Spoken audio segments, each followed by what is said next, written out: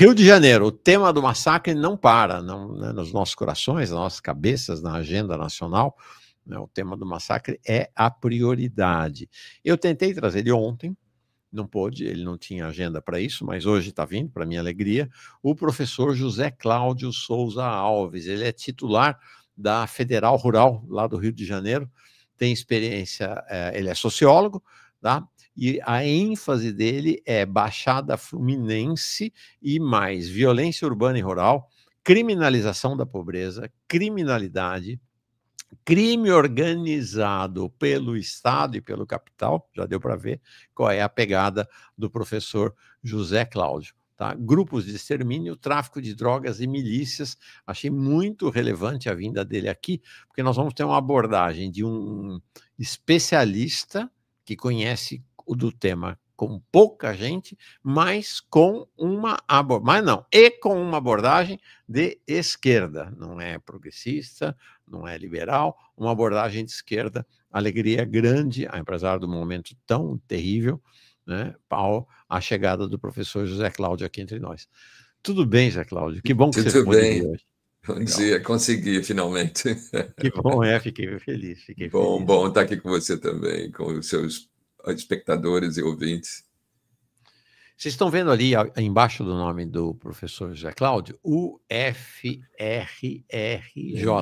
É a Federal Rural do Rio de Janeiro, que é uma universidade muito tradicional e qualificada, tem tradição, né? E é uma referência no Brasil. Né? Sim. Bom, José Cláudio, faz uma abordagem inicial tua, uma avaliação do que é que aconteceu lá no... Estou falando lá porque você não está na capital, né? Estou em Seropédica. Seropédica, né? 75 quilômetros. Pois é, o que aconteceu no Rio de Janeiro desde a última terça-feira. E se quiser falar dos antecedentes, também à vontade. Tá legal.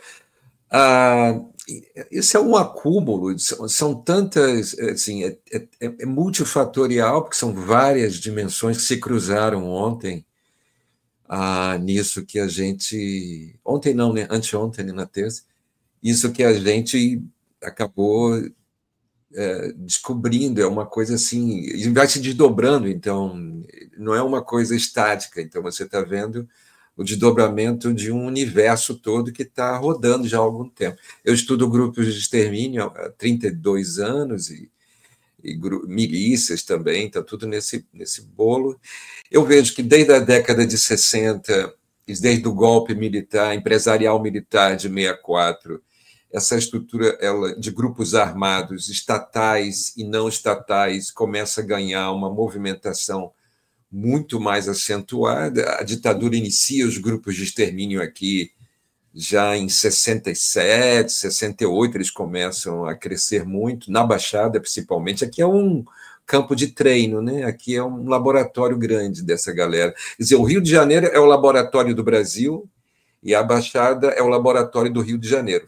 Funciona assim, entendeu? A Baixada é uma periferia próxima à capital, muito pobre, e com uma história longuíssima de dimensões da violência, de controle territorial armado. Aqui é terra do Tenório Cavalcante, o cara que andava com uma metralhadora debaixo do braço, ele participava da Assembleia Legislativa com uma metralhadora. Então, não preciso dizer muita coisa do que é a Baixada.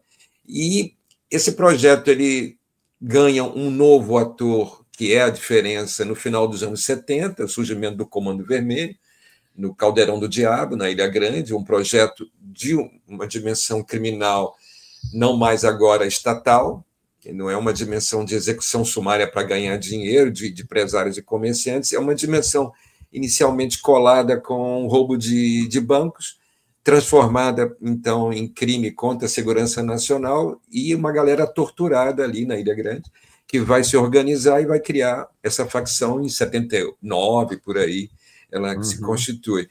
Isso vem, então, você tem dois grupos armados, um grupo estatal e um outro não estatal, isso vai se complexificando, outras facções surgem, terceiro comando, depois vira terceiro comando puro, o ADA, que está muito... E você tem a estrutura agora estatal, que ela vai se bipartir, ela tem a dimensão oficial, formal, legal, que é essa que a gente viu operar aí no alemão, com esse massacre, e aí você tem uma estrutura não oficial, ilegal, criminosa, que são os grupos de extermínio, que depois evoluem para as milícias. Nos anos 90, você tem a Você está emergência das milícias. qualificando essa estrutura das polícias lá do Rio de Janeiro Sim, como o crime organizado pelo Estado, é isso? pelo Estado, é isso. Essa discussão que você vai ver muitas vezes por aí, de que é um poder paralelo, a ausência do Estado, poder para isso não existe. Isso aí é construção midiática, construção discursiva da direita, mas é assim, é abraçado por todo mundo. No fundo, o que acontece? As pessoas querem um bote salva-vida, uma boia, uma tábua para se salvar. E as pessoas acham, então, que o Estado é esse capaz de te dar isso, mas o Estado não é isso. O Estado não vai te dar essa alternativa. Ele é uma construção em si mesmo de uma estrutura de poder que ele vê interesses, ele tem interesse. Esse massacre em cima do Comando Vermelho é mais um capítulo de negociações, de acordos, de aproximações que sempre existiram, nunca terminaram, entre facções de grupos armados não estatais com grupos armados estatais. São acordos, quebra de acordos, são formas de você abrir. Eu digo que normalmente uma chacina dessa ou a morte de uma liderança é um edital.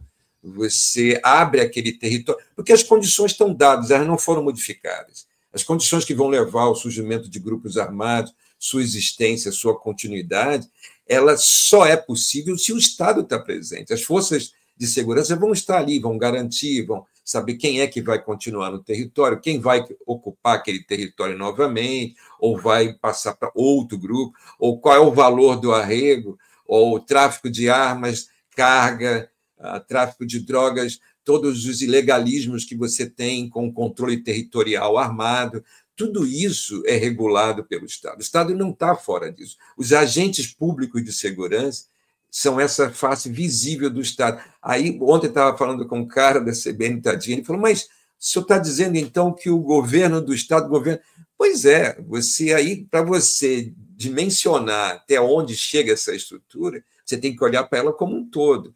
Eu não tenho ata dizendo que o cara assinou lá, que ele faz parte de uma estrutura criminosa, mas ele está atuando e operando essa estrutura com um discurso fabuloso de matar bandido, bem contra o mal, essa dimensão dualista, maniqueísta total. Isso é o discurso que cola, que tem que matar, tem que ter sangue, você tem que aplacar a ira de uma sociedade que não consegue ser incorporada em nenhum projeto. Como é que as pessoas vivem sem salário? Essa é a pergunta. Então, o que elas vão fazer para sobreviver? Então, essa sociedade ela é tratada dessa maneira. Então, você, no meio de tudo isso, você tem o discurso do bandido bom, bandido morto, que é desde a década de 60 também, e você, então, faz um projeto, um palanque dessa chacina monstruosa, e faz um super palanque com adesão de outros governadores, no momento fundamental aonde a direita não consegue mais emplacar seus projetos, ela está numa crise, e ela está tentando sair dessa crise. Mas estou falando, fui lá atrás, voltei agora para o presente para dizer, no meio de tudo isso, essas evoluções de grupos armados sempre contaram com a presença estatal. O Comando Vermelho surge num presídio controlado pelo Estado, na Ilha Grande. Os grupos de extermínio surgem de toda a estrutura policial.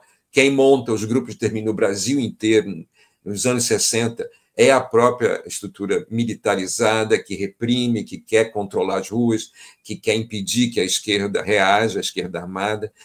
Tudo isso sempre teve a presença estatal. O tráfico de drogas, quando cresce, vê aí uma possibilidade de grana absoluta, o Estado vai botar a mão nisso.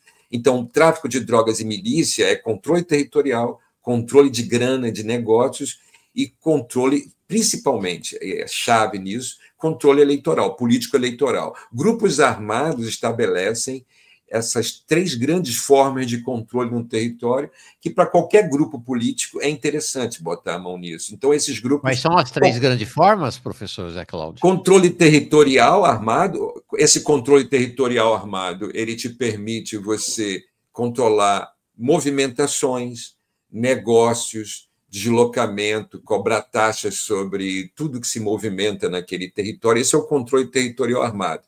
Isso vai levar também a um controle financeiro. Você vai ter negócios ali, você vai ter grana. Você não controla só. Por exemplo, você vai normatizar o uso do território. Os seus amigos vão ser beneficiados, seus inimigos não serão beneficiados. Essa é uma dimensão fundamental do controle territorial armado. Você resolve soluções, você vai ter soluções para problemas de conflitos, disputas territoriais, de qualquer discordância e dissidência em relação a você controla. Então, esse é o controle territorial.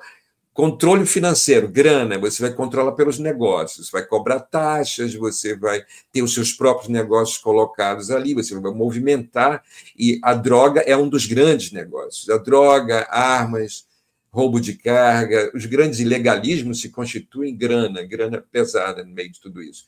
E, finalmente, o terceiro grande, que é tão importante como todos os outros, controle eleitoral, controle político eleitoral, voto. Então, os grupos armados eles estão nesse cenário. Milícia, grupo de extermínio, facções do tráfico de drogas, todos os grupos armados, ao longo do tempo, num território, vão estabelecer essa lógica. Todos eles vão estabelecer lógicas de controle, de poder. Você não precisa estar controlando em quem o cara vai votar, a partir de controle de urna, para ver lá o boletim de urna, se tem todos os votos que você queria. Você não precisa mais disso. Você sabe que a sua estrutura de poder é reconhecida, ela tem peso, e as pessoas vão querer se aproximar dela para obter benefícios. Então, funciona hoje como uma presença real naquele cenário. E o que ocorreu na terça-feira, nesse grande massacre, é um projeto real. O cara ele vinha num patamar de 28 mortos, tentando alcançar os 30 mortos. Ele falou, não, eu vou praticar agora uma projeção muito superior a isso. Eu vou mostrar que eu tenho poder, vou mostrar para o mundo, né? Eu quero estar ao lado do Benjamin Netanyahu, eu quero estar ao lado do Trump, eu vou matar mesmo, e acabou, e vou mostrar que tem poder para isso. Essa é a linguagem que a extrema-direita sempre soube. Agora, você fala assim, mas aí não deu um tiro no pé, os caras não reagiram. Eles sabem que vai ter reação, eles querem a exposição disso para trabalhar em cima disso, eles querem a base deles unificada num discurso de bandido bom e bandido morto, que tem que matar, e tem que matar mais, porque é o discurso bolsonarista. Você matou pouco, 120 blau, isso não é nada, você tem que... Se eles pudessem, eles faziam como fizeram em Gaza, eles vão jogar mesmo, despejar bombas e vão impedir que eles reajam no resto da cidade. Ao que o Comando Vermelho hoje tem um poderio organizativo superior, cada vez mais. Eles vêm ensaiando isso já há algum tempo aqui no Rio de Janeiro. Essa coisa do drone, desde 2015, a gente já sabe que os caras estão tendo acesso a isso. Essa coisa de parar rodovia... Desde 2015, na verdade? Já tem histórias de drone por aqui, já tem um tempo já. Então...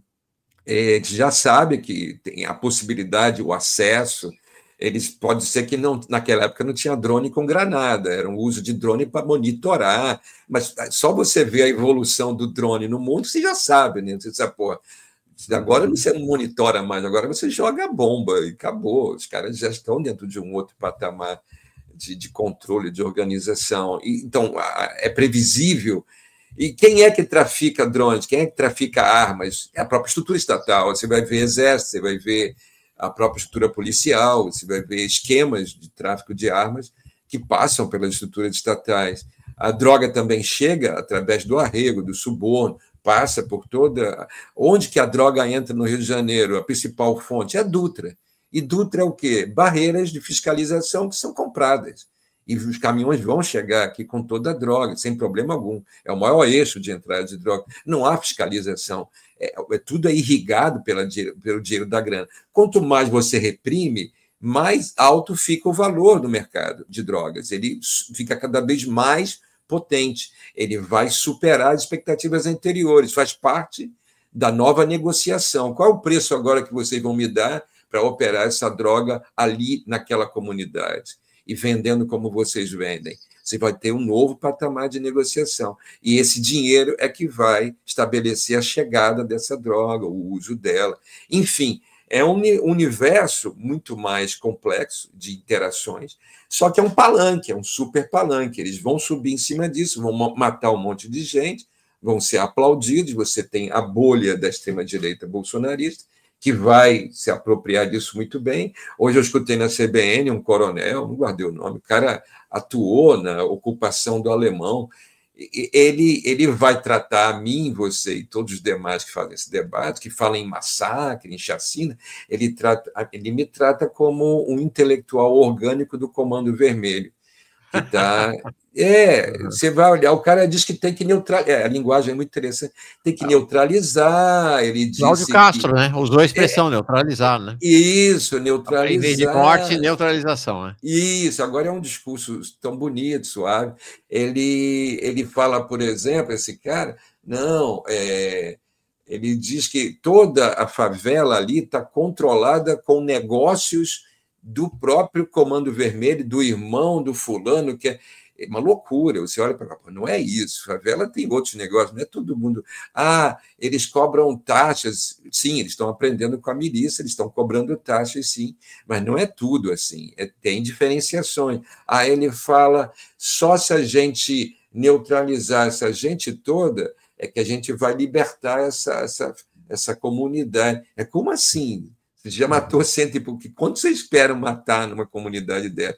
É uma loucura. O cara tem uma lógica bélica, de guerra mesmo, ele quer libertar as pessoas. 130, se é que foi 130, né? Pode até ser mais, tem gente que fala em 200, pode matar mais 200, 300, 400 e vai considerar que ainda... Porque é o seguinte, ainda tem que na cabeça deles, Zé Cláudio, é genético, né? Está na gênese, né? Não vai acabar nunca. Né? A sementinha do mal, né? Então você continua matando. É um discurso simplificado, baseado no medo, na desinformação, na ignorância e na má-fé. É um misto de vários elementos que vão projetar esses discursos e eles colam, eles funcionam. O cara defende com uma capacidade argumentativa, é o dono da verdade. Tu olha para aquilo, tu fala assim, caraca, da onde surgiu isso? Mas é isso que existe, é o Exército, é um coronel do Exército. O cara trabalha com essa argumentação e ele não está entendendo nada. Ele entende do projeto dele o que ele tem que fazer ali, né? E trabalhar dessa forma.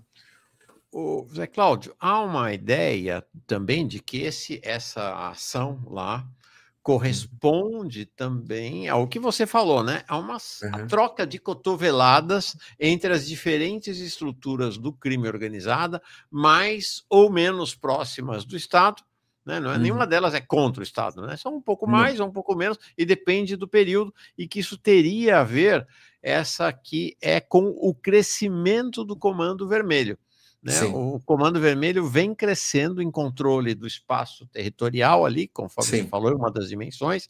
Esses pontinhos vermelhos ali é o Comando Vermelho em 2008 em cima e embaixo em 2023. Os números são impressionantes, né? Porque aí você tem as outras cores, você vai ter as milícias, você vai ter o ADA, né, os outros grupos, né, organizados também.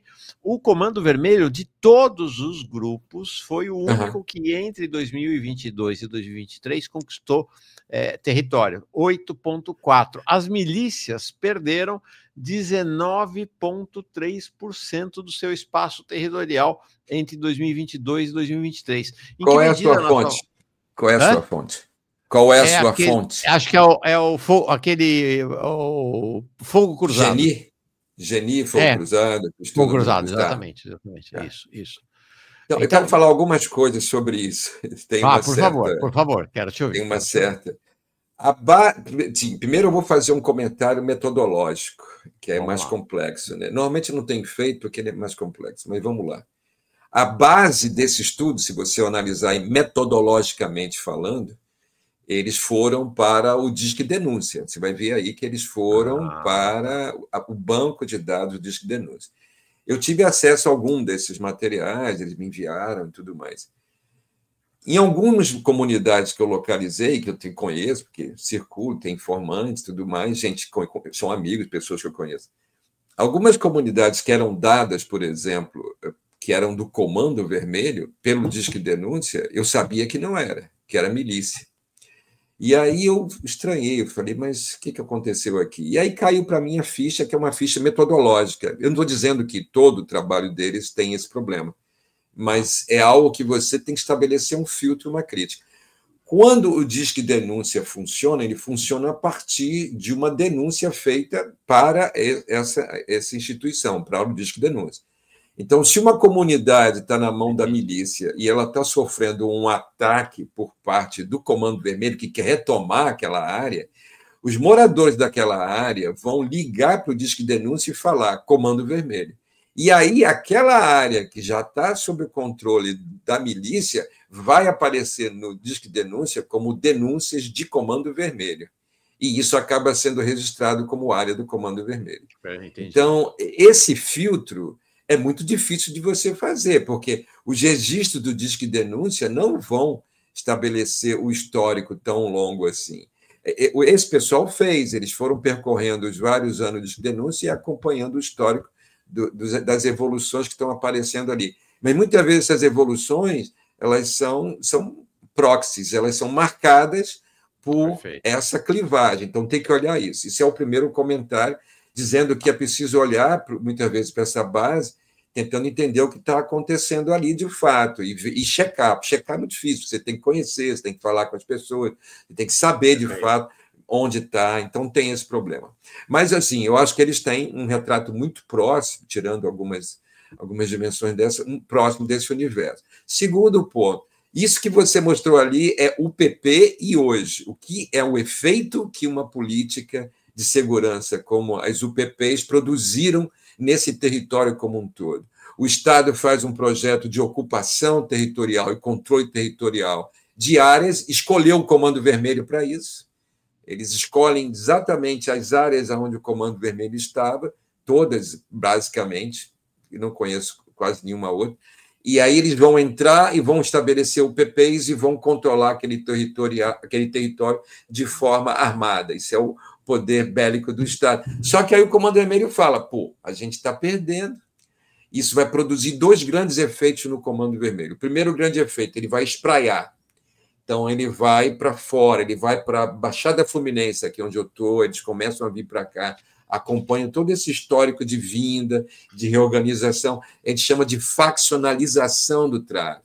Aqui era um tráfico meio amador, meio artesanal, eram os garotos. Aí chega o cara que vem de uma outra favela, o cara é do Comando Vermelho e vai dizer, olha, quem manda aqui sou eu, se você não traficar para mim, você vai morrer. O garoto desobedece, ele é morto exemplarmente. Aqui tem vários casos.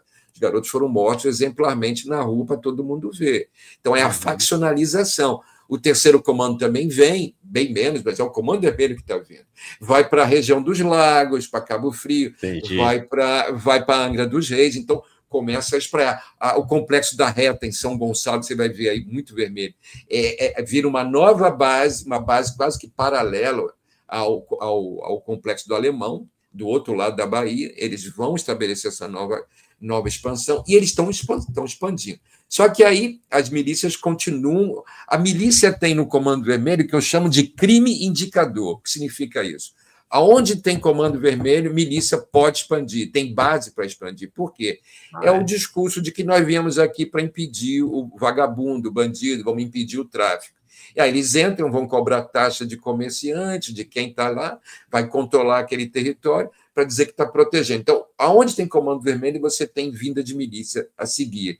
Então, a milícia também se espraia, ela toma uma dimensão grande dentro desse território, disputando com o Comando Vermelho. Só que aí vem uma terceira fase, que é a fase onde a milícia começa a se estruturar mais organizativamente, com mais dinheiro, imitando procedimentos da própria milícia, de controle de negócios e de controle de território mais detalhado. Então, o comando começa a ter essa percepção, e não só isso. Agora vai ter um detalhe que você vai gostar. A milícia, a milícia, em algumas situações, que foi o caso aqui do Zinho, que foi uma grande liderança, está preso, mas ele foi um dos líderes da milícia aqui, o cabeça, ele sucede, né, o irmão, que é o Eco. Ele foi o cara que, da milícia, fez acordos com o Comando Vermelho. Ele viu, quando ele assume, que a milícia começa a se fragmentar. Primeiro já tinha o Tandera, que era inimigo do irmão, que já tinha se estabelecido.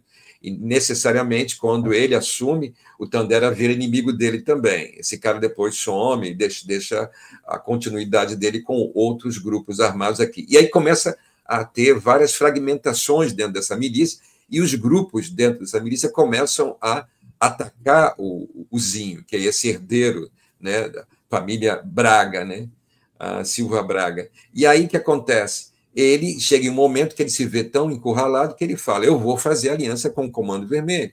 Ele é o cara que consegue incendiar 35 ônibus aqui na Zona Oeste em 2023 para impedir uma operação contra o sobrinho dele, lá, o Faustão, que era outra liderança, que acabou depois sendo morto.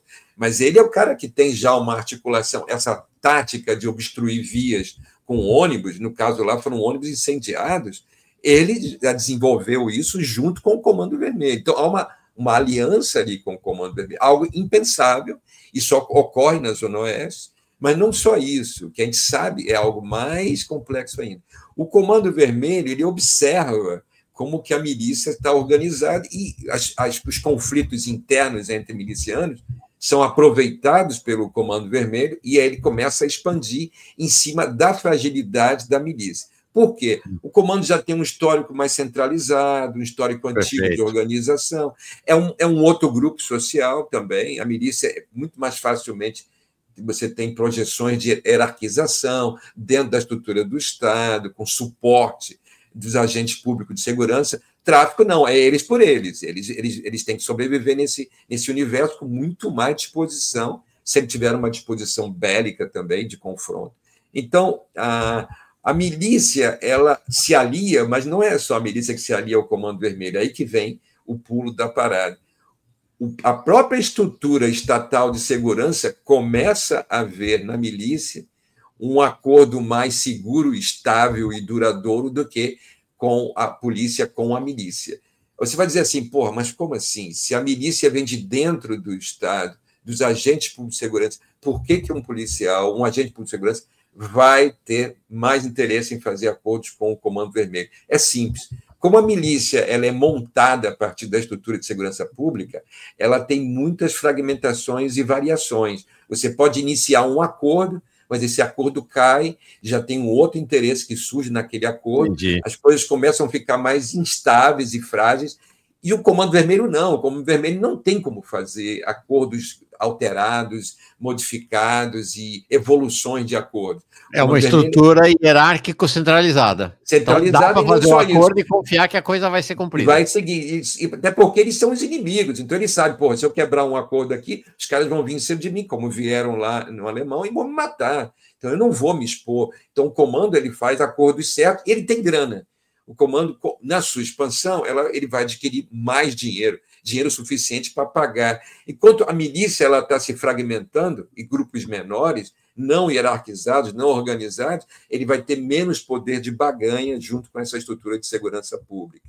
Então, um ataque desse porte em cima do Comando Vermelho é chamar o Comando Vermelho para um novo acordo com mais grana. Se percebe o poderio do comando hoje e quer se negociar novos valores e projeções para dentro dessa estrutura de segurança pública. Então, por isso que o Comando Vermelho aparece como um parceiro mais estável e mais interessante.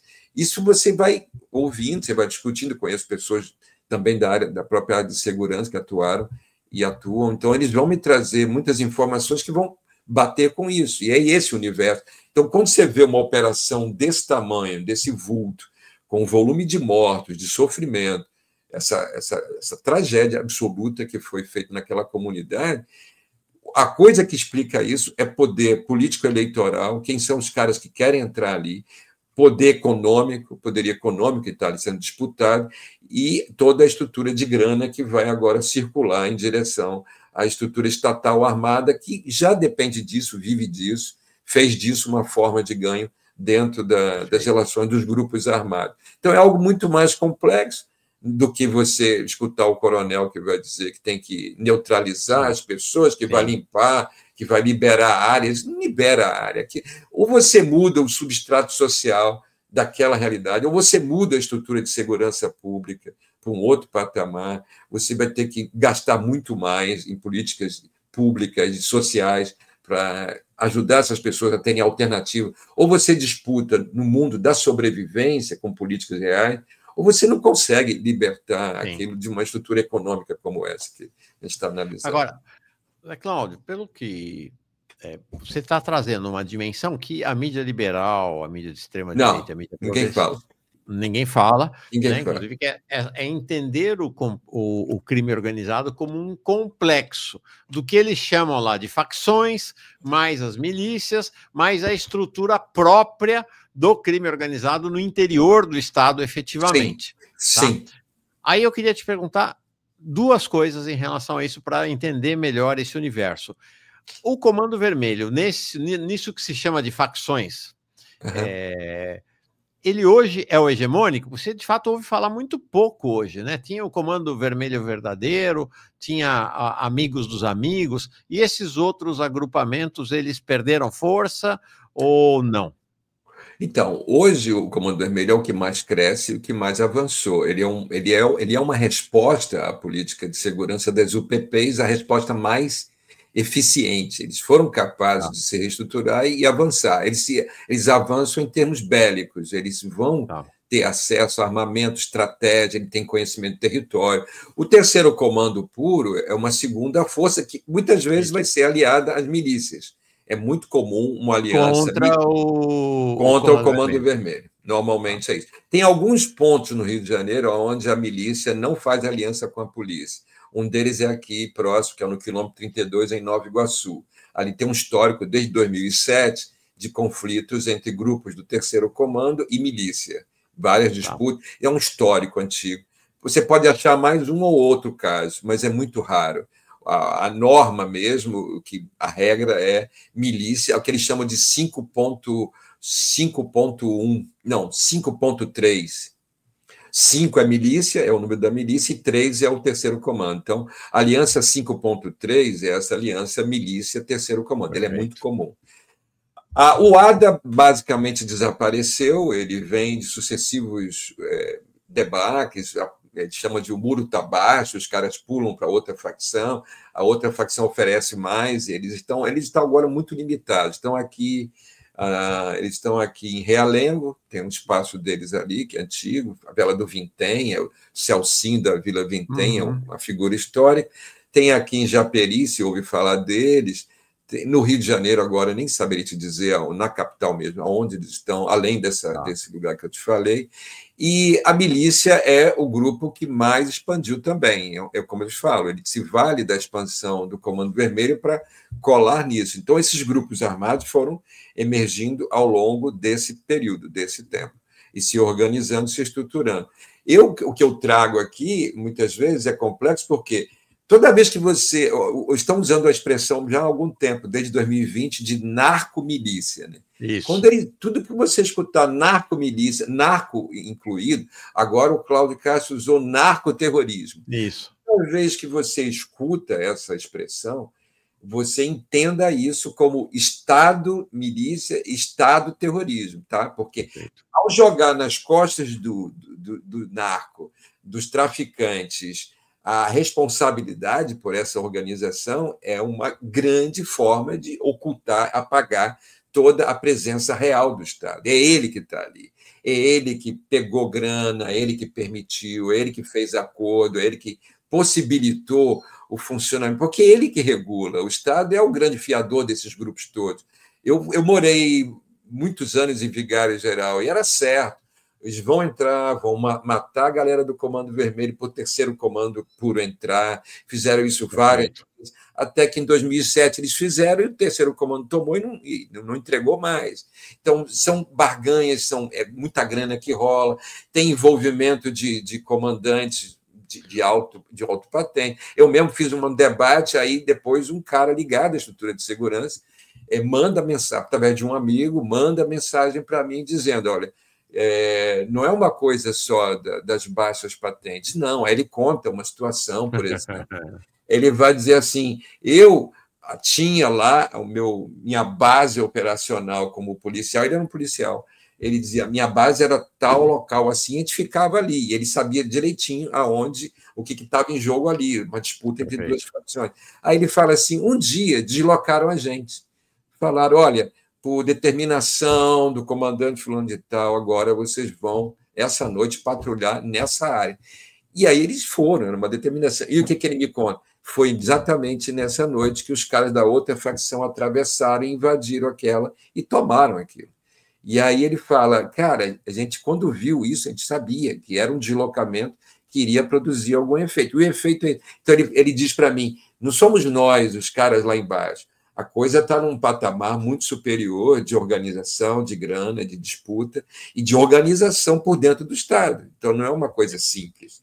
Então, é algo que a gente está olhando, está observando e não tem ideia. Porque é isso, você não tem registro, você não tem ata, você não tem nada palpável para te dizer concretamente que é isso que está acontecendo. Mas como a gente vai observando por muito tempo, vendo as movimentações, como que os caras agem, você vai começando a entender que há uma lógica, há uma dinâmica mesmo dentro disso tudo, e ela sempre funcionou assim, ela é complexa.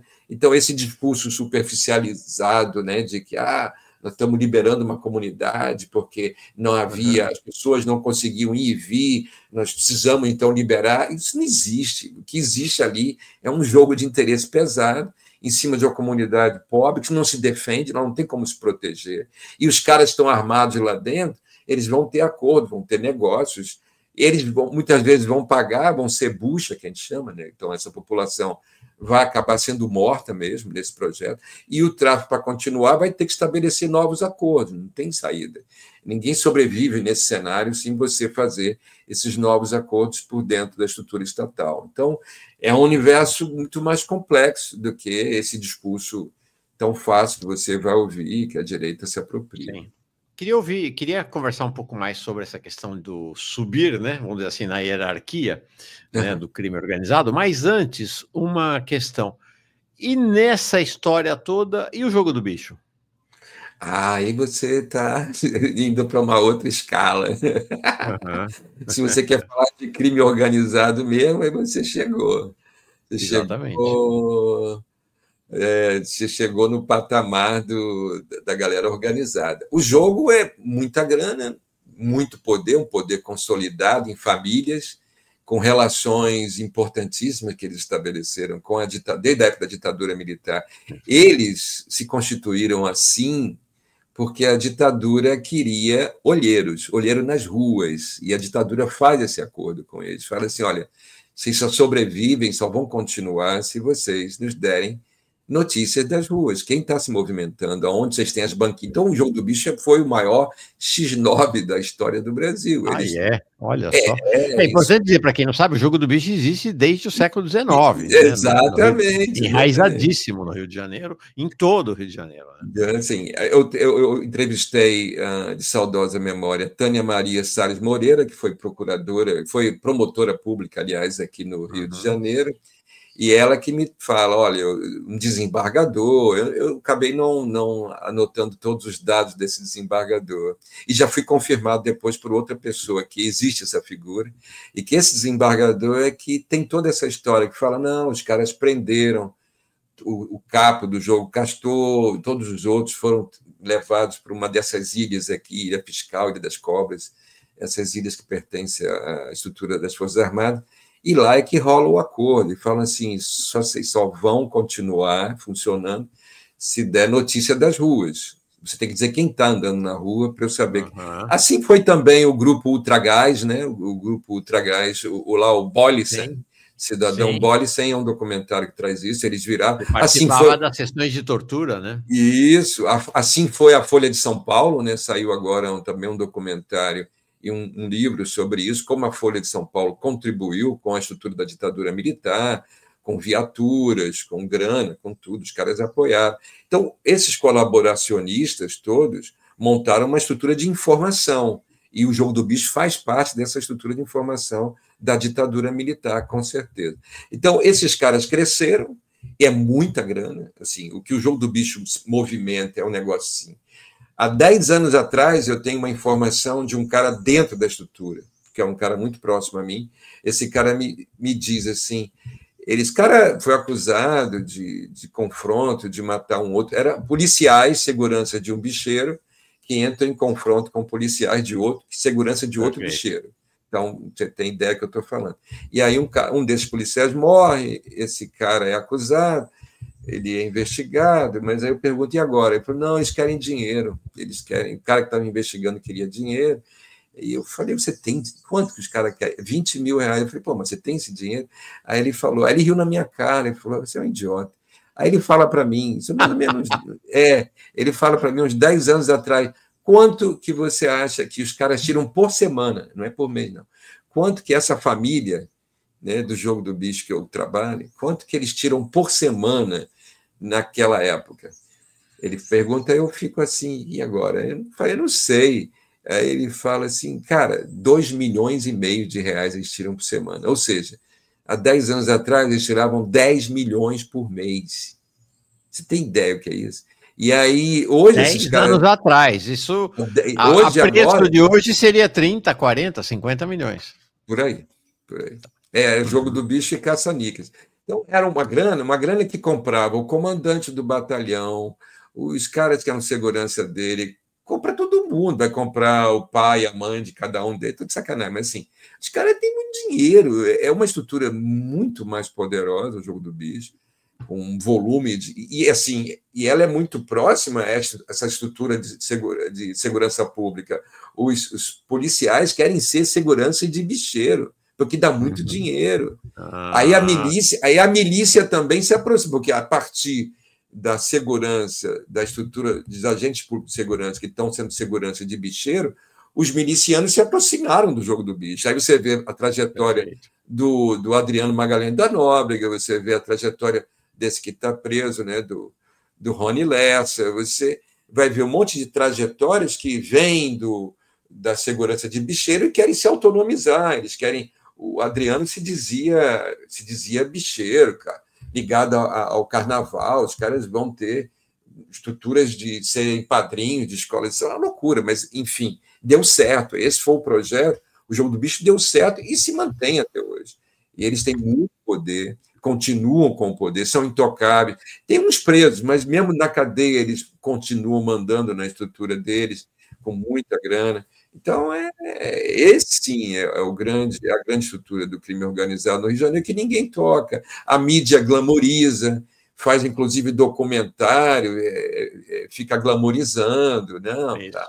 E aí, os caras são violentos mesmo, os caras se expõem. Eles não estão nem aí, eles se expõem, eles vão dizer que mataram, que fizeram, que aconteceram. Não estão nem aí, porque ninguém toca neles, a mídia mesmo glamoriza os caras, é uma parada louca, mas são esses caras que têm muita estrutura de poder, alguns são ligados diretamente à ditadura empresarial militar, né? Vieram dessa dimensão. Tem um livro muito bom dos Chico Otávio e Aloys Jupiara, chama-se o Chico Otávio. Nos Porões da Contravenção. Esse é o livro, que ele vai analisar aqui a Nilópolis, né? E vai pegar os Abraão Davi, os caras que mandam na cidade até hoje. É uma estrutura que foi montada pela ditadura junto com eles aqui. Então, esses caras, sim. Você tá cara, o Rogério Andrade, que é um dos mais violentos dele, pelo que eu vejo. Sim, com certeza. Está lá no Globo todo carnaval, na primeira página, com isso foto, mesmo. a mulher dele, é um negócio chocante, cara. Mais ou menos, glamorizado, os caras estão na high society, muita grana, né? Todo mundo querendo entrar para esse Agora, universo. qual a relação do Bicho? Bom, o Bicho é dono da Polícia do Rio de Janeiro, todo mundo sabe, né? E qual a relação do Bicho com as milícias e com, por exemplo, o Comando Vermelho? Lá, quando houve uma investigação das cadernetas do Castor de Andrade, década de 90, isso, não vou saber dizer o ano específico. Teve um cara que comandou isso aqui no Rio, um procurador? Acho que sim, que é o Antônio Carlos Biscaia. Esse cara chegou a ser deputado federal pelo PT. O Biscaia sabe disso. A análise das cadernetas do Castor mostraram que o Bicho era uma holding, eles financiavam tudo que você possa imaginar, inclusive drogas, tráfico de drogas. Então, eles eram um banco, uma estrutura bancária financeira. Hoje existem as fintechs, Quando não existia as fintechs, você tinha o banqueiro, que é o jogo do bicho.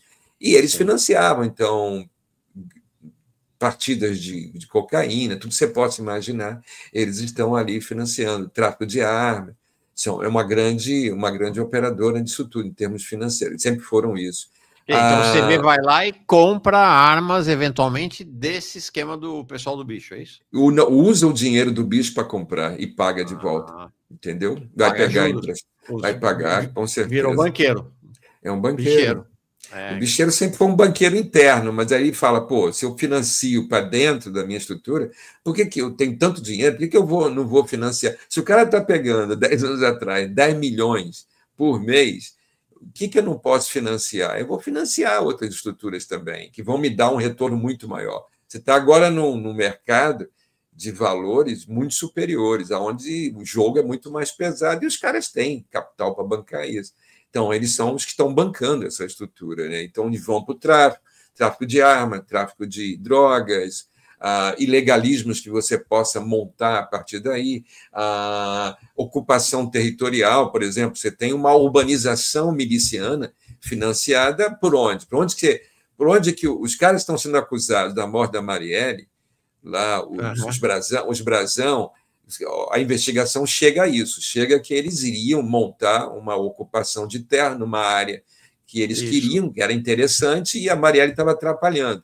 Então, se eles montam essa ocupação, essa tomada de território para montar negócio, para fazer uma urbanização miliciana, eles precisam de capital. E da onde vem esse capital? O jogo do bicho é um capital possível, com certeza. Perfeito. Então, você tem aí toda uma urbanização, um modelo bancado por grana pesada que vem de tudo quanto. E a estrutura normal, financeira nossa, essa que se interage com tudo, vai interagir com PCC, com metanol, da onde vier a grana, esses caras vão pegar. Não tem essa de não vou aceitar. Então, essa estrutura por si só, ela já é isso. Ela vai se abrir para receber capitais de origens que você não sabe, você não tem como descobrir. E aí imaginar que isso tudo vai acontecer com dinheiro dentro de envelope.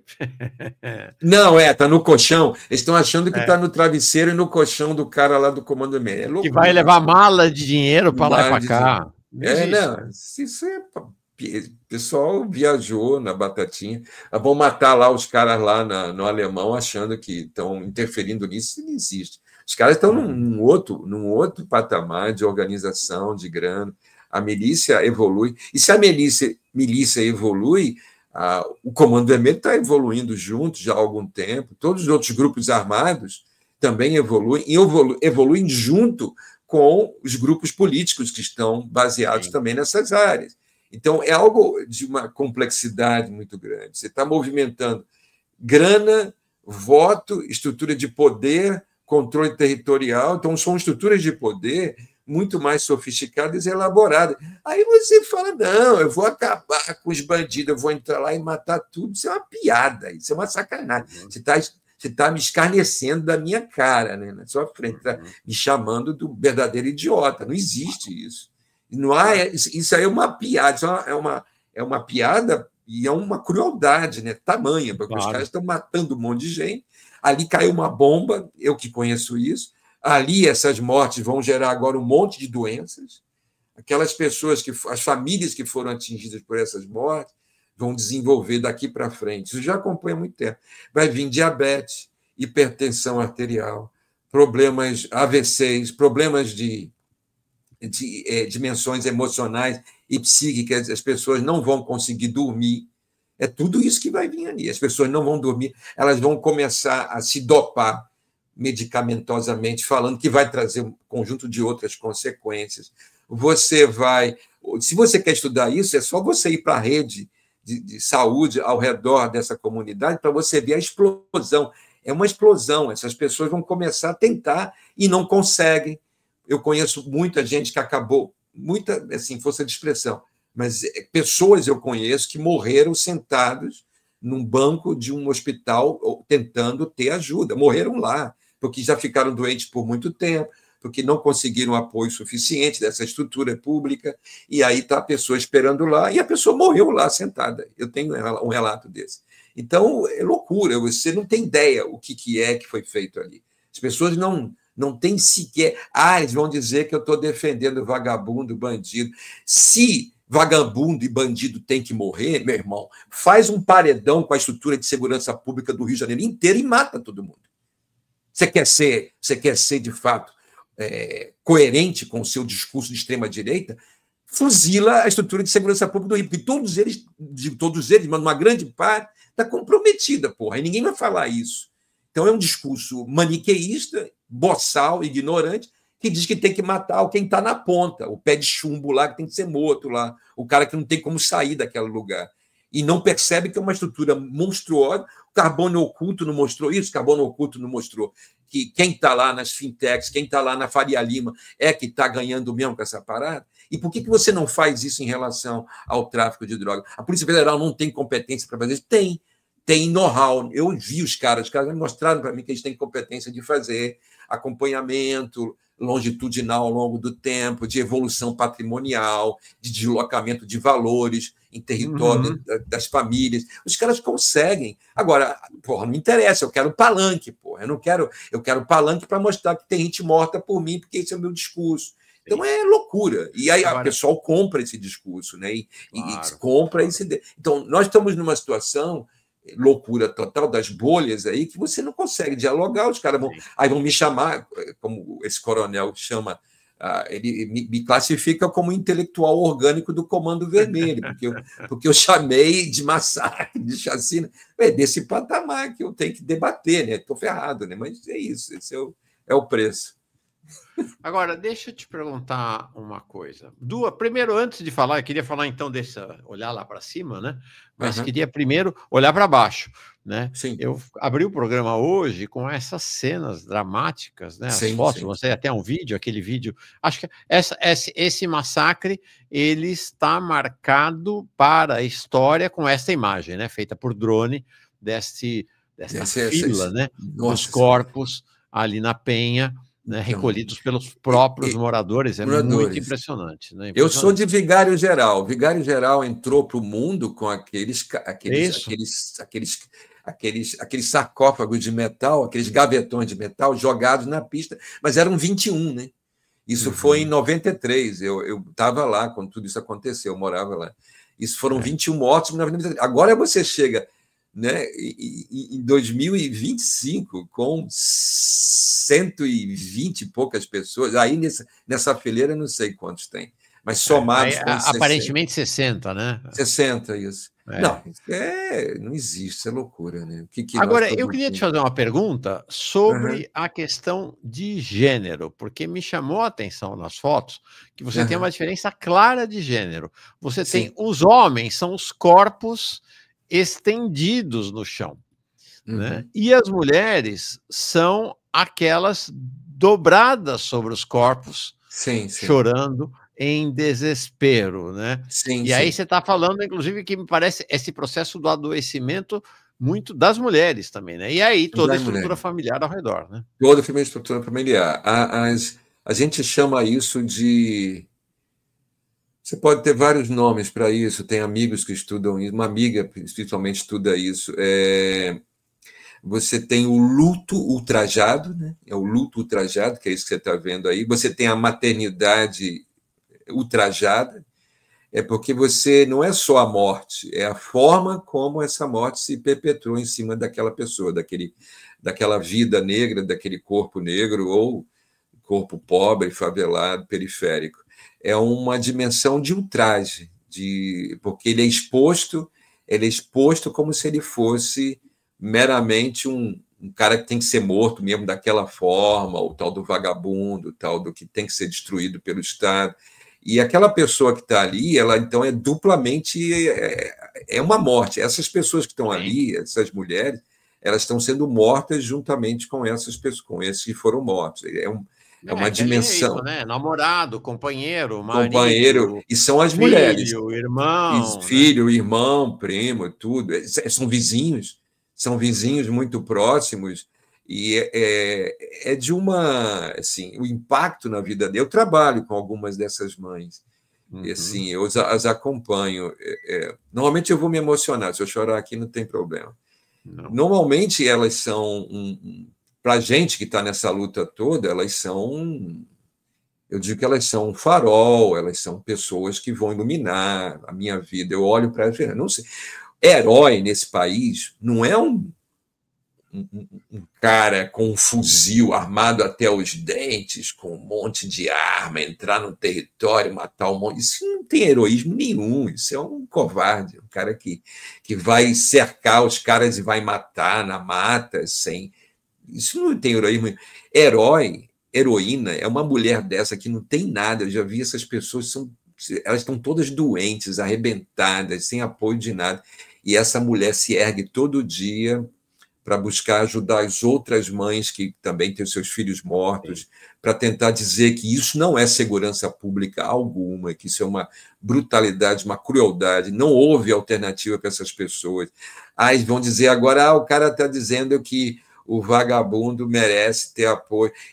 Essas pessoas não conseguem ter alternativas reais de sobrevivência. Você vê as histórias deles, você vai ver isso. E está crescendo.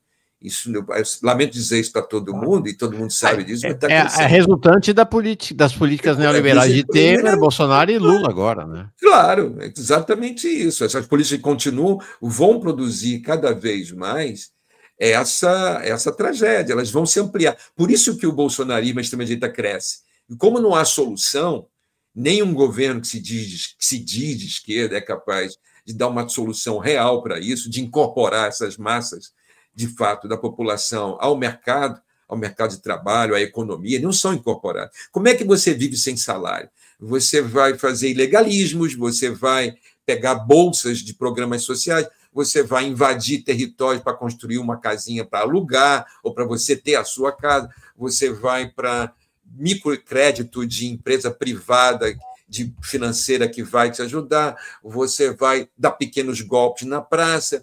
O que você faz para sobreviver sem salário, sem uma garantia de renda? Você vai pegar da onde vier, você vai se atracar com. Se é o tráfico de drogas. Tem história de família, você tem relatos de antropólogos sobre isso, que você tem lá 5 membros da família, 2 trabalham, 2 estão no tráfico e 3 trabalham. A família é sustentada pelos 2 que estão no tráfico, não é pelos 3 que trabalham. O salário não dá para aquela família. São muito baixos os salários. Então, os que estão no tráfico, que sustentam. A mãe vai falar dos que estão no tráfico? Não. A mãe vai falar quem trabalha, não vai elogiar. Então, você tem um universo todo fragmentado da economia, com essa economia do crime, ilegal. Isso é uma forma de sobrevivência real. Isso não sou eu que estou romantizando a vida do traficante para dizer que ele. Não estou falando isso. Falando que essas pessoas encontraram aí uma possibilidade real de sobrevivência e vão se agarrar. Essa grana chega para um garoto que não tem nem ensino fundamental completo e ele não consegue escapar. Esse garoto vai virar traficante. Eu já vi isso várias vezes. Ele não consegue se contrapor a essa grana, a esse poder que chega na mão dele. Ele vai durar 1 ano, no máximo 2 anos, vai ser morto, vai ser preso se tiver sorte. Às vezes eu nem sei se a prisão... Eu estou falando real, assim. As prisões é uma tortura constante, permanente. Então, você também vai sofrer ali para burro, e essas pessoas vão alterar suas vidas. Eu não consigo chegar, teve casos que eu não consegui chegar. Eu entrevistei o cara antes da prisão e tentei chegar no cara depois da prisão. A galera falou, não procura, não vai. Eu falei, o que houve? Eu conheci o cara. Não, nem se aproxime, é outra pessoa. O cara agora é um monstro. Se ele te ver, ele vai te matar. Então, não procure esse cara, ignora esse cara. Pelo amor de Deus, vou me afastar, e me afasto. Porque o cara foi torturado na prisão, o cara foi esculachado, o cara foi humilhado, o cara foi ridicularizado, o cara virou outra pessoa, e ele vai matar mesmo. Ele não vai me reconhecer. Para ele, eu sou uma expressão disso tudo. Então, eu estou falando de um universo de sofrimento, de dor. Falo dessas mulheres, elas reagem. A gente faz um trabalho com algumas delas de arte-terapia. O que significa isso? Você vai fazer exercícios de arte, de colagem, de pintura, são várias técnicas, com massa, coisas que você fala, pô, isso é coisa de criança, não é coisa de criança. Elas ali, em interação com materiais artísticos que permitam ela criar, elas vão começar a desenvolver uma linguagem uma linguagem própria para lidar com esse sofrimento. É isso que a arte-terapia faz. Ao invés de você ir para um racional, para uma dimensão muito controlada mentalmente, que não permite você acessar determinadas emoções e sentimentos, você vai para uma coisa que foge a esse controle total. Tem um exercício que você fecha os olhos, usa a sua mão não predominante, no meu caso é a esquerda, e você vai desenhar algo no papel, de olhos fechados com a mão não predominante. E aí você desenha, e aí você depois abre os olhos, e aí você vai ter que dizer, o que você desenhou aí? E a pessoa vai ler ali algo que tem a ver com o seu universo, e vai comentar com a outra pessoa do lado, e aí você cria uma interação, e essas pessoas começam, então, a criar uma linguagem para falar do seu sofrimento. É um trabalho belíssimo, é um trabalho lento, mas é um trabalho que permite que essas pessoas acessem esse sofrimento que elas estão vivendo, que é assim, eles acordam todos os dias com esse sofrimento. Não tem? Eu conheço mães com 2 filhos assassinados pela polícia, tem uma que eu conheci que tinha 3 filhos. É uma loucura, assim. Como é que. Tem uma que fala assim para mim, que falou para amiga minha, né? Falou assim: eu quando chego eu acordo, eu vou para a rua, eu vou fazer coisas, eu vou para acompanhar pessoas, eu ajudo. Ela tem lá toda uma movimentação da luta dela porque ela tem 3 filhos mortos, né? Mas ela fala assim: quando eu chego em casa para dormir, eu não durmo, eu entro em coma.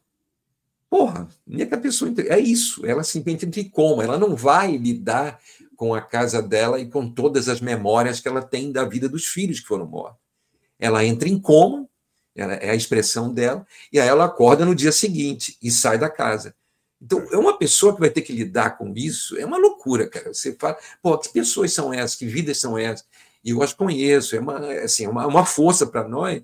Se você quisesse uma segurança pública real, você tem que escutar essas pessoas para dizer como que é a vida de pessoas que tiveram seus filhos mortos, ultrajados, humilhados. Né? É interessante, sabe, Zé Cláudio, porque dramático, né? Eu entrevistei agora há pouco a economista Denise Gentil, grande economista, também do Rio de Janeiro, e ver como a Denise apresenta isto que você está apresentando, que é a porta de saída, né? Que é a resultante final de um processo que começa nos gabinetes em Brasília, que começa na sede dos bancos, que começa nos rentistas, como este processo que começa lá na Paulista, na Faria Lima, nos Jardins, na Vieira Solto, ele vai redundar nisso que isso que a economista falou, você, sociólogo, está contando qual é o deságue desse processo na ponta da sociedade, né? Aqui tem uma área aqui que eu vou, que talvez seja uma das áreas, seja um dos maiores ambientes de desaparecimentos forçados do Brasil, se eu não me engano, seria isso. É um conjunto, é uma bacia hidrográfica com 3 rios, ali que os corpos são jogados, chama-se Quilômetro 32, é um bairro de Nova Iguaçu. O que tem no Quilômetro 32, aonde eu estou falando tudo isso, é a maior multinacional de bebidas do Brasil. A Ambev. Ela está lá, uma empresa gigante, é uma empresa fantasma, né? Fantasma porque não tem trabalhadores, é tudo mecanizado. O trabalhador entra lá para limpar as garrafas que caíram e quebraram do sistema mecanizado, é só para isso serve. Mas ela é toda operacionalizada. E aí, qual é o vínculo da Ambev com os que vendem latinha? Nenhum. Você vende latinha, se você quiser, onde você quiser, é só você pegar para vender. Qual é a relação financeira e econômica? Nenhuma. Você tem uma maior produtora de bebidas do Brasil e não tem. E aí, do lado ali, você tem uma estrutura miliciana e uma estrutura do terceiro comando puro. E eles são parentes, estão se disputando o tempo todo. Aí tem um relato, por exemplo, tem um relato de uma dessas mulheres, né, que eu conheci. O primo desaparece. O primo desaparece, só que ele, ele soube de uma informação que ele não podia saber, que ele não poderia ter tido, e os próprios amigos é que vão fazer isso com ele. Só que jogam ele na mala de um carro com as mãos amarradas para frente. As mãos amarradas para frente permitem que ele acesse um celular e envie mensagem para a família, dizendo que estava tudo acontecendo. Então, eles sabiam que ele estava sendo levado. foram atrás, sabiam, né, os envolvidos, mas nunca conseguiram achar o corpo desse rapaz. Ele está dentro dessa dimensão do desaparecimento forçado. Ela, então, ela era muito amiga dele, que, né, amava esse rapaz. Nesse sofrimento todo, ela tem um sonho. Um sonho aonde ela encontrava o corpo dele na beira de um desses rios que eu estou falando, dessa bacia hidrográfica. E ela, então, vai para esse lugar, que ela vê no sonho. É uma coisa assim, isso é um relato dela. E aí ela, com as mãos, ela cava nesse lugar e ela acha um crânio. Você tem ideia o que é isso? Nossa. E aí ela fala, eu não vou entregar esse crânio para ninguém, porque eles vão me matar. Ela vai fotografar isso, e isso vai ficar com ela, e ela tem essa informação e continua no sofrimento. E a saída que ela vai encontrar é isso, ela participa dessa arte-terapia, ela está fazendo esses trabalhos, é uma luta dela para continuar, porque você vai ter que lidar. Tem um outro relato que os caras entram numa casa de uma família inteira, uma das primeiras mortes lá, assim, mais pesadas, pegam um cara de cima de uma laje e jogam um cara lá embaixo, matam um cara, e a família toda assistindo, e aí, a partir dali, a família toda adoeceu, todo mundo ficou doente, e aí foram morrendo ao longo do tempo, então eles vão relatando quem é que foi morrendo. É uma loucura, enfim, para dizer como é esse padrão de sofrimento com qual as pessoas estão lidando. A gente não tem ideia, ninguém mais sabe o que vai acontecer com essas mulheres, elas vão adoecer, vão sofrer, vão passar... Tudo isso à sombra da Ambev. Isso lá é sombra da Ambev, com certeza. Ainda tem outra. Esse pessoal da milícia faz um réveillon da milícia por 2 anos consecutivos, fizeram em plena pandemia, e é na beira dessa rodovia, próximo à Ambev, tem um depósito de bebida que é ligado à milícia, do lado de uma delegacia de polícia. Eles fazem o réveillon da Ambev ali numa rodovia movimentadésima, né, uma conexão interestadual. É isso, os caras fazem e estão ali com o poder deles. Deixa eu te trazer uma questão que o Lincoln trouxe aqui, me parece um tema crucial, e acho que você, mais do que ninguém, pode nos orientar e orientar quem está assistindo aqui, a nossa comunidade, sobre como dialogar com esta argumentação. Olha isso aqui que o Vitor Lincoln trouxe aqui. Obrigado, professora. Ele estava se dirigindo a Denise, eu falei, não, segura aí, a Denise Gentil, né, que nós vamos tratar disso com o Zé Cláudio, pelo trabalho de vocês. Desculpe, estou chegando agora. Podem revisar os argumentos que podemos apresentar para quem fala da chacina como se todos os mortos fossem criminosos? Como mostrar para as pessoas o que aconteceu? Isso está sendo comum, inclusive aqui no nosso chat, que normalmente só vem gente de esquerda, tem aparecido aí uns bolsonaristas, gente da extrema-direita, mas eu te digo, ó, se você for olhar a manifestação do Quaquá, não é muito diferente disso, né? De que quem morreu é bandido e eles mereciam morrer. Como é que a gente lida com essa ideia? Não, mas eles eram bandidos mesmo, tinha que morrer. Como é que você dialoga com esta linha de argumentação? Primeiro, você tem que olhar por vários ângulos para você fazer um argumento razoável em relação a isso. Normalmente, essa demonização de todos esses caras, você não tem noção ali, como você não tem pesquisa, como você não tem investigação, como você não tem informação, você vai tratar todos como se fossem assassinos, bandidos, criminosos. E se você libera para você matar todos, como já falei aqui, todos os assassinos, bandidos e criminosos terem preciso ser mortos, você vai também chamar toda a estrutura de segurança pública para ser morta, porque há acordos, tem várias investigações, vários processos de conhecimento que foram desenvolvidos para dizer o Estado está envolvido com aqueles caras. O Estado recebeu suborno para deixar aquilo funcionar. O Estado faz parte dessa organização criminosa. As minhas pesquisas me levam a isso há muito tempo. Eu estou há 32 anos com isso. Isso é montado desde a ditadura empresarial militar, com estruturas armadas que vão fazer ganho matando, traficando, roubando, fazendo arrego de vários outros processos, vão sequestrar traficantes para ganhar dinheiro. Então, se tem que matar o bandido, se esse é o discurso, então você mata todo mundo. Então, você vai para todo mundo que está envolvido nessa estrutura. Então, primeiro, isso é uma estupidez. Você está matando alguns, atribuindo a eles a responsabilidade por tudo isso. Ele é a ponta de uma estrutura, uma ponta pequena nessa estrutura. Ele é o cara visível, ele é o bode, ele é o bucha. Ele vai morrer porque ele está na parte mais frágil. Se você me dá uma investigação completa e me mostra que rede é essa, a rede do tráfico não se restringe àquelas pessoas mortas ali. Favela não produz cocaína, favela não monta a R15. Ali, para chegar ali, você teve participação de várias estruturas, do Estado, fora do Estado, empresas privadas. Então, me dê um argumento que diga que aquele cara é o único responsável e que tem que ser morto, e não é.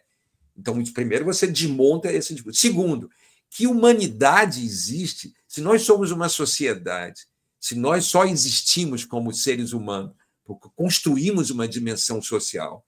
Que tipo de sociedade é essa que simplesmente é necrófila? Você mata e devora os próprios membros dessa sociedade. Você vai triturar e matar as pessoas que não conseguem estar na dimensão igual à sua. Você tem que matá-lo, eliminá-lo, destruí-lo. Você tem que trabalhar esse cara como um monstro para você ser. Por que ele se transformou no monstro? Por que você projeta nele todo esse ódio e esse medo e essa destrutividade em cima dele? O que está nessa relação?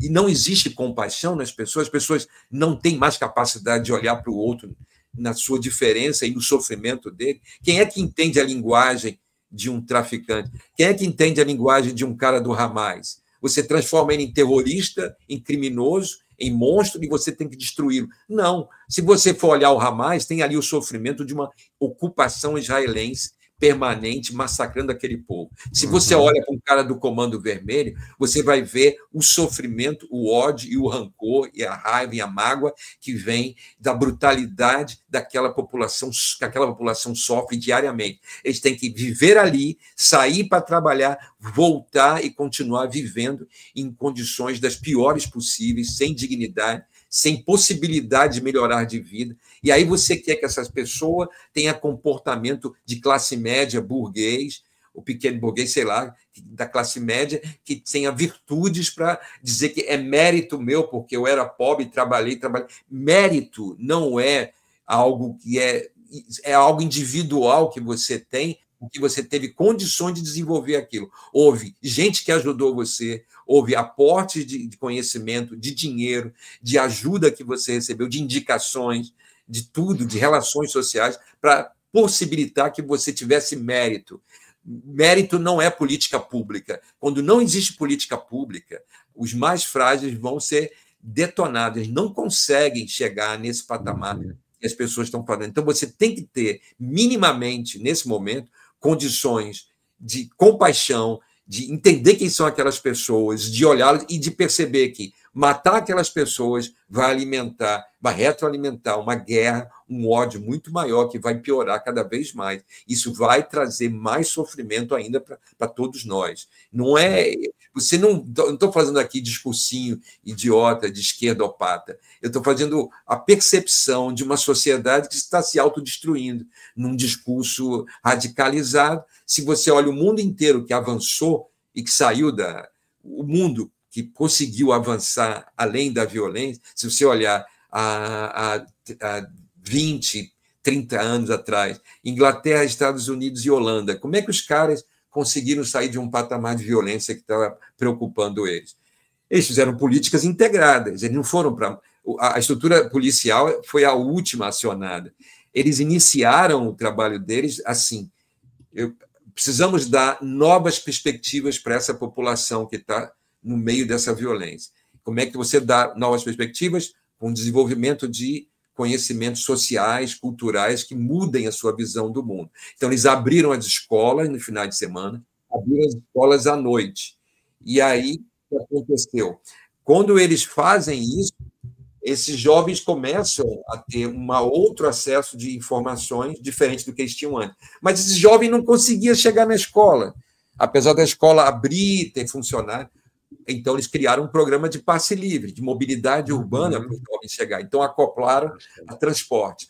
Mas o jovem tem um monte de problemas emocionais, a família dele está destruída emocionalmente por tudo isso. E aí eles fizeram um programa de acompanhamento psicológico. Mas não adianta o psicológico se você não entende o que eles vivem em termos de sobrevivência, de existência, de interações sociais. Fizeram um programa de acompanhamento social, de assistência social. Mas também não adianta isso se você não dá a eles acesso à renda. Eles estão em condições muito precárias de sobrevivência financeira.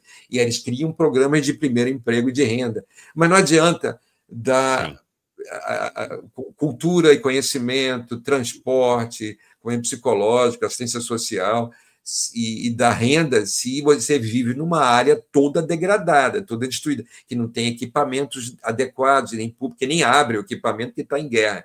Então, eles fizeram urbanização dessas áreas. Logo, eles fizeram um complexo correlacionado, né, articulado, de várias políticas públicas, de vários ministérios. Isso exige grana. Não vem com o discurso de déficit zero, galera. Se você quer mudar essa realidade, claro. Déficit zero, bota uma arma, um fuzil na mão de um cara, dá munição e manda ele resolver. É isso? O déficit zero é isso? Não vai, cara. Você tem que fazer você tem que inverter a troika que manda no Brasil, banqueiros, empreiteiras e agronegócios, os grandes credores do dinheiro público nacional, eles vão ter que segurar a onda, você vai ter que reduzir isso, você tem que inverter o orçamento público para fazer programas reais que possam ajudar essa população. E não me parece que ninguém tem interesse em fazer isso, ninguém, nem governo, nem direita muito menos. Então, você está num cenário, politicamente falando, sem... Aí vai todo mundo agora correr para o tal da PEC da segurança pública. É a mesma coisa, você define a área de segurança pública como a solucionadora de um volume de problemas e diferentes ordens, como se o policial armado fazendo operações ele fosse resolver. Não vai, isso é loucura, não vai conseguir nunca. Ele vai ser mais uma vítima, ele vai ser mais um que vai sofrer nessa estrutura toda. Sim. E nós vamos perpetuar essa dimensão. É interessante você estar falando. Ontem estava participando de um desses milhões de grupos de WhatsApp, né? Um grupo de WhatsApp de gente de esquerda, inclusive. Tem progressistas lá, é verdade, mas sobretudo gente que se define como de esquerda, né? Progressista é essa turma do PT e tal. Sim. Né?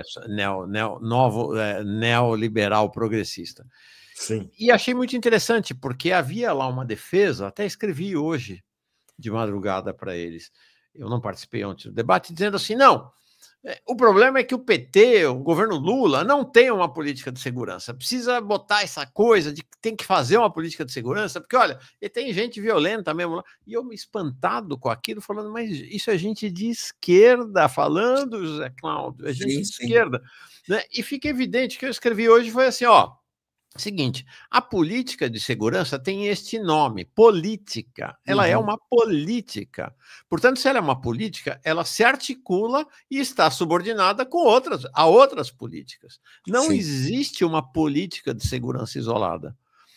Não existe política de segurança viável nesses moldes que o pessoal, nossos amigos ali de esquerda querem, se você não destruir, não demolir com arcabouço fiscal, com a política de déficit zero. Você não existe, né? Não há a menor possibilidade de uma política de segurança razoável. Me parece que isto é a origem dessa situação patética, dramática do governo Lula, que não consegue tomar uma posição, né? O presidente, a gente tem que ter o Petro chorando junto com as mulheres, porque o presidente Lula é incapaz de chorar com elas, porque fica fazendo um discurso que é um discurso parecido com o do Cláudio Castro. Precisa combater o crime, porque o crime... Virou entendeu? Isso. A própria esquerda... Assim, nos anos 90, início dos anos 90, né? Talvez um pouco antes até nos anos 80, você tem uma confluência... Rio, São Paulo e Minas Gerais, Sudeste, você tem uma confluência entre pesquisadores acadêmicos, a gente tem esse estudo todo, a galera que analisa vai perceber isso. Você tem grupos da academia, intelectuais, pensadores, que vão se articular em núcleos de pesquisa sobre violência, eles vão estar articulados com a dimensão da própria segurança pública, então os agentes públicos de segurança começam a ser acessados e interagir com esse pessoal da academia, e o terceiro elemento que vai entrar aí é a própria mídia. Então, você tem grandes pesquisas de opinião nesse momento, São Paulo, você tem Rio contra o crime, São Paulo também vai fazer o mesmo, tem levantamento feito pelo IBOP, de pesquisa na rua, você começa uma movimentação, e o resultado dessa aproximação dessas três grandes instituições, academia, segurança, estrutura de segurança pública estatal e as mídias todas, as grandes empresas de comunicação, é o resultado que vai chegar até nós. Eles começam a transformar a estrutura policial na grande solução dos nossos problemas. A estrutura policial ela tem que ser próxima, ela tem que ser de... o policial vira o nosso amigo, ele tem que ser um cidadão, ele vai operar junto com a população. Eles começam a quebrar toda uma imagem, que depois, claro, isso foi sendo perdido, mas eles quebram essa imagem de um policial que vem da ditadura para massacrar você, né? Para te prender, para te torturar. Eles estão quebrando a saída da visão da ditadura e criando uma visão de aproximação, de proximidade, de policiamento comunitário, são discursos que estão aproximando ali. Só que o efeito disso é um efeito de policização generalizada da sociedade. Todo mundo agora quer um policial para te proteger e vamos policializar mesmo, vamos aumentar os efetivos, vamos fazer gastos com a estrutura. Ela vai resolver o nosso problema, porque é a violência. A violência são esses bárbaros, são esses bandidos que têm que ser mortos, são esses assassinos, são esses facínoras, são esses criminosos, são esses vagabundos. Então, você demonizou um conjunto mais pobre da sociedade. Esse conjunto é visivelmente demonizado. Normalmente são pretos, favelados, moradores de periferia. Essa massa toda é a vingança da classe dominante em cima deles, que agora tem um argumento, uma justificação que surge a partir dessa policização da sociedade. Tudo. Aí tem universidades que agora vão dar curso de direitos humanos para a galera. Aí você pisa no pé do comandante do BOP, ele te pede desculpa. O cara tem um antropologuês perfeito, ele fala perfeitamente, porque ele fez curso na academia, mas ele está matando o dobro do que ele matava antes. Isso não é problema.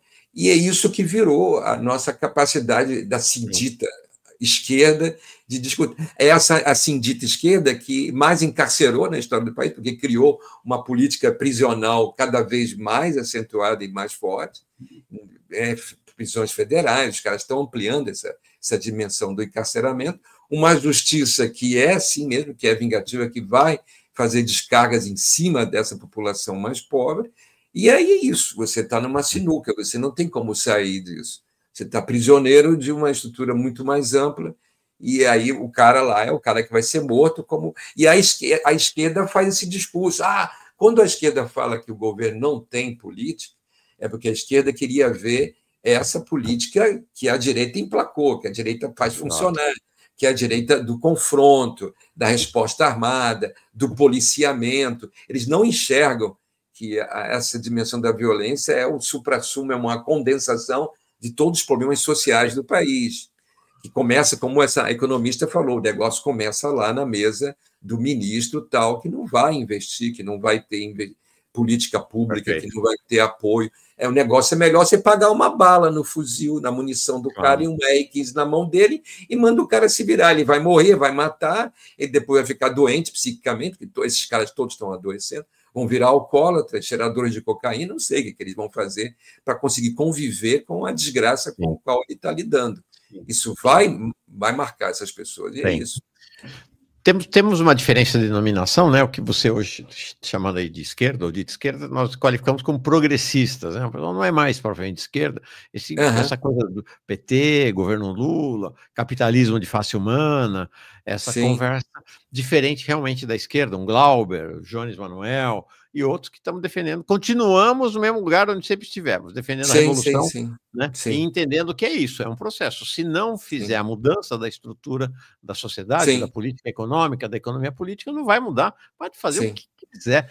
Mas o que vai acontecer é um lento escorregar, é o que você falou, né? Começou nos anos 80, uma política de defesa de direitos humanos, desses segmentos progressistas, que vão ficando cada dia mais parecidos com Cláudio Castro. O que é o Quaquá hoje no Rio de Janeiro? Exatamente. Com Cláudio Castro. E aí você vê lá, o Ministério... O que é Eduardo Paes? O que é Eduardo Paes? Pois é. Né? Aí você vê lá o Ministério Ministério dos Direitos Humanos do governo Lula, Zé Cláudio, soltou uma nota ontem sobre o massacre. Eu não tem a vi. palavra massacre, não tem a palavra chacina, não tem uma palavra de solidariedade a essas mulheres, aos que... Não tem... Olha, saudade do Paulo Vanucci, que foi o secretário de Direitos Humanos no governo Lula. Quando teve a chacina do PAN, em 2007, ele manda uma comissão de peritos aqui para o alemão. E aí ele constata, a comissão de peritos dele constata, isso é um relatório, eu tive esse relatório de acesso na época, eles constatam que 73% das perfurações nos 19 corpos daquele lá, da chacina do Pan-Americano, em 2007, estavam localizadas na cabeça e nas costas dos corpos. Aí a conclusão é óbvia, os caras foram executados. Por que não manda uma comissão especial lá pelo Ministério dos Direitos Humanos para fazer o laudo cadavérico desses 120 blaus corpos aí e mostrar que eles foram executados? Por que não faz isso agora? Porque os depoimentos das famílias lá está cheio de gente morta a facada, tiro na nuca, o de sempre, né? O de sempre. Porque banalizou totalmente, abriu, o governo não vai confrontar. Mesma coisa, a Operação Verão Escudo lá na Baixada Santista, Tarcísio, a mesma coisa. Por que não faz laudo independente dos corpos para mostrar que eles foram executados? Então você banaliza, naturaliza e você não vai discutir isso porque você está interessado na bancada federal de cada estado para aprovar o seu projetinho lá na Câmara dos Deputados. E aí, em vez de mandar representante do governo lá para Penha, você manda o ministro da Justiça para sentar com Cláudio Castro de mão dadas e dizer, nós vamos agir juntos agora. Isso, agora está assim já, né? É isso aí. O Fliperei diz, traga mais vezes o professor José Cláudio no Faro. Não, já virei teu fã, Zé Cláudio, já virei teu fã.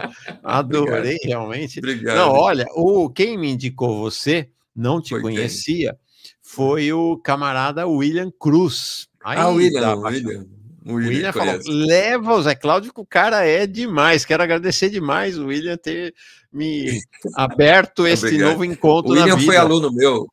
Ah, legal. O William foi aluno meu, assim, tem carinho por ele. Muito bom. Então, vamos combinar mais vezes, mais conversas, tá, Zé? Eu acho que foi bem legal. Importante. Bem importante. Também não conhecia vocês de perto e é bom conhecê-los.